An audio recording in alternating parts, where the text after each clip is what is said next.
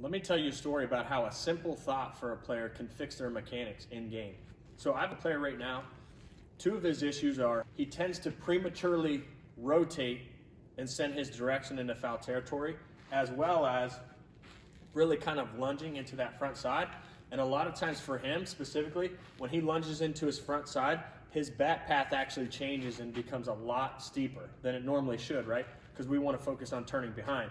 So for this player specifically, we came up with a cue that actually fixed his mechanics without him thinking about fixing his mechanics and turning deeper and closing off here.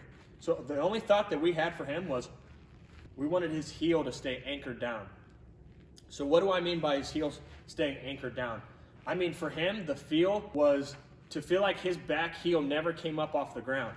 And so we would do things like heel stomps right before he swings to kind of remind himself to keep his heel into the ground. And what this does is, if your heel's planted, obviously it's harder to spin.